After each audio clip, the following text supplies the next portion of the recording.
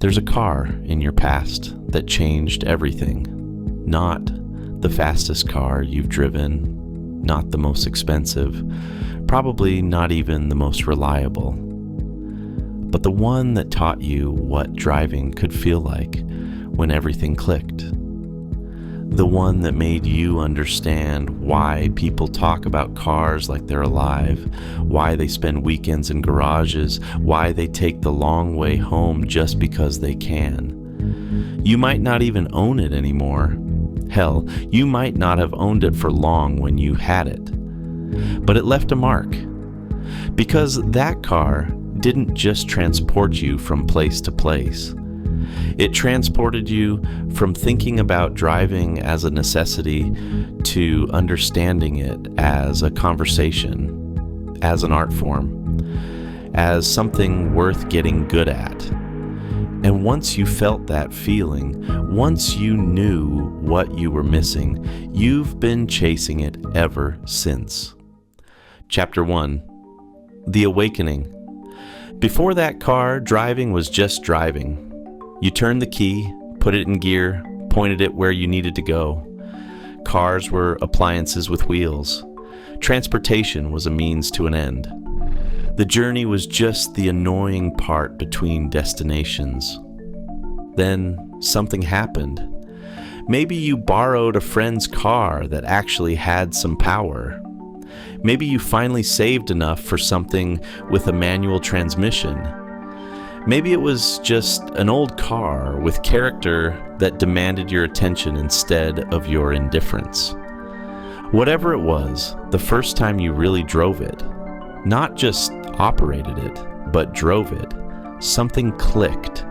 The steering wheel wasn't just a tool for changing direction. It was a direct line of communication between you and the road.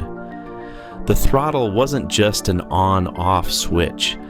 It was a volume control for your emotions. The gear shifter wasn't just a selector. It was a conductor's baton. You realized you'd been having a conversation this whole time. You just hadn't been listening. The car was talking to you through vibrations in the wheel, through the note of the engine, through the way it leaned into corners.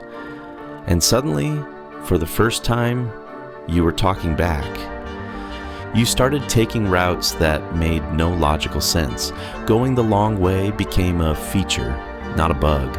You found yourself making excuses to drive places, any places, just to feel that connection again. Chapter 2: The Education. That car became your professor in a subject you didn't know you wanted to study. It taught you about weight transfer and traction limits, and the difference between going fast and driving well. Not through lectures or manuals, but through experience, through the seat of your pants and the feedback in your hands. You learned to heel-toe downshift, badly at first, then smoothly. You discovered that braking isn't just about stopping, but about setting up for the next corner. You figured out that the accelerator is as much about timing as it is about power. The car was patient with your mistakes and generous with its lessons. When you pushed too hard, it let you know gently. When you got it right, it rewarded you with a feeling you couldn't get anywhere else. That moment when everything synchronized, your inputs, the car's responses, the physics of motion, and you weren't driving the car anymore. You were dancing with it. You started understanding why racing drivers talk about reading a car, why they describe machines in emotional terms. Because once you learn the language, cars do have personalities.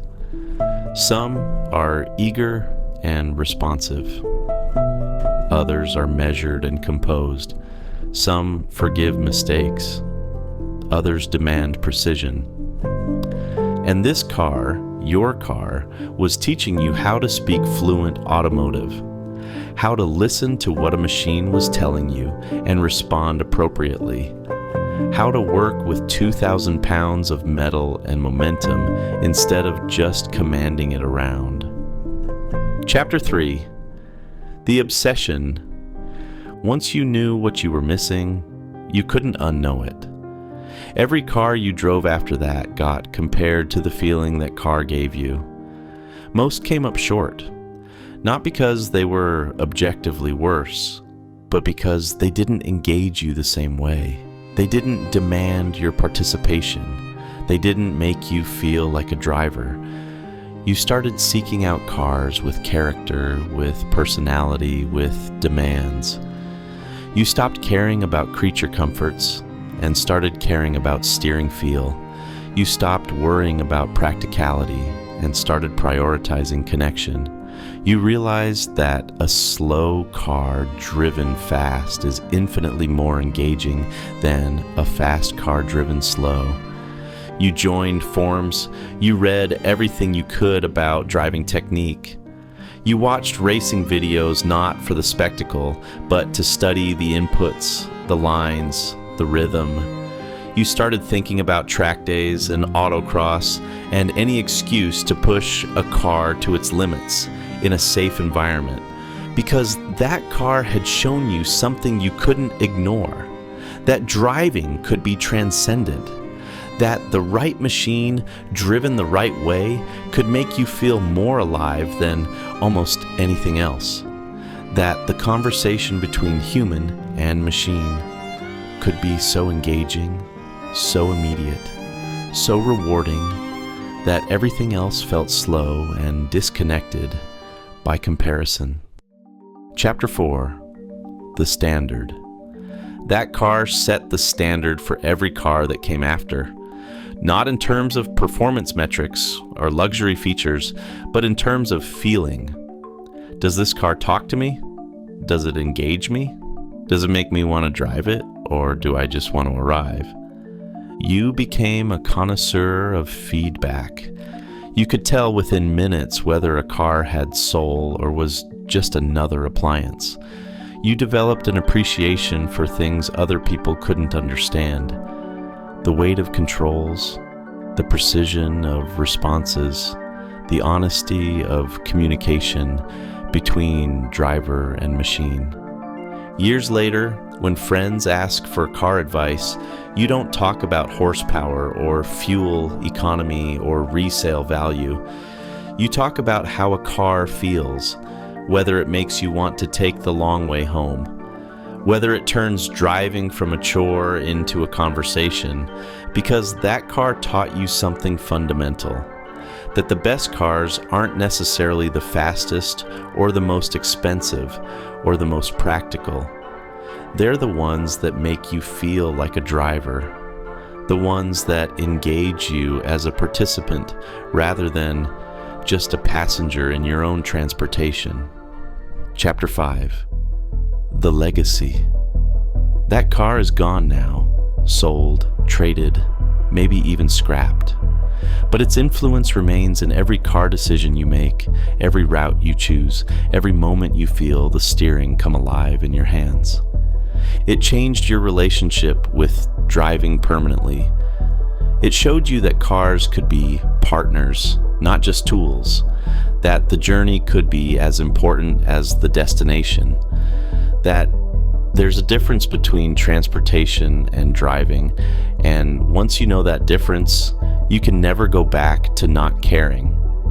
Maybe it was a beat-up Miata that taught you about balance. Maybe it was an old BMW that showed you what ultimate driving machine actually meant. Maybe it was a Mustang that introduced you to the joy of American Phi 8 torque.